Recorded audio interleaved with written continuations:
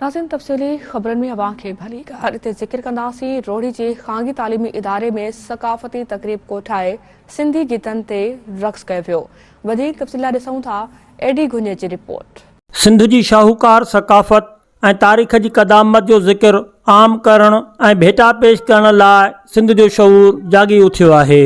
रोहड़ीअ में Mamraj schooling system ऐं coaching अकेडमीअ पारां सक़ाफ़ती तक़रीब मुनक़द कई वई, जंहिं तक़रीब में रोहड़ी प्रेस क्लब जे सदर मुजाहिद बोज़दार ख़ासि महिमान तौरु शिरकत कई। स्कूली शागिर्दनि ऐं शागिर्दियाणियुनि तक़रीरूं ऐं टेबलोस पेश करे सिंध जी तहज़ीबी सक़ाफ़त खे भेटा पेश कई।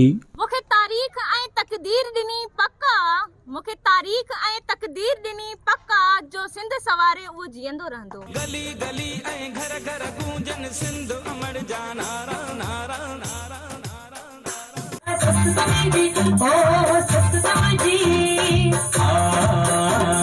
बिल्कुल इसी वजह से हमने आज अपनी तारीख़ जो है, हमारी सिंध की तारीख़ जो कि हमारे लोग भूल चुके हैं, हमने उस तारीख़ को ज़िंदा करने के लिए आज का प्रोग्राम जो है वो मुनक्किद करवाया है। इन सां ॿारनि में हिकिड़ी इन्हनि खे ॿारनि में कैरियर काउंसलिंग थी मिले ॿारनि खे, ऐं उन खां अलावा ॿारनि खे तारीख़ बाबति ॼाण थी थिए। तमामु सुठी अवेयरनेस हुई ऐं हीअ तारीख़ी मामलात हूंदा आहिनि जेके असां पंहिंजी न्यू जनरेशन जे हवाले कयूं, छाजे करे जेसीं ताईं असां पंहिंजे ॿारनि खे पंहिंजी तारीख़ वॾनि जी न ॿुधाईंदासीं तेसीं ताईं बेख़बरी ज़िंदगी गुज़ारींदा। बहितर इहो ई आहे त अहिड़ा प्रोग्राम थींदा रहनि। बच्चा मतलब सिर्फ पढ़ाई से सिर्फ एक किताबी कीड़ा बन के रह सकता है और वो आगे नहीं निकल सकता ना, उसके अंदर कॉन्फिडेंस डेवलपमेंट हो सकती है, कॉन्फिडेंस की जो डेवलपमेंट होती है वो नहीं हो सकती है जबकि हम फिजिकल एक्टिविटीज़ वगैरह बच्चों की नहीं करवाते हैं। कैमरा मैन अनवर हुसैन ख़ासि के लिए सां एडी घुञो, सिंध टीवी न्यूज़ रोहड़ी।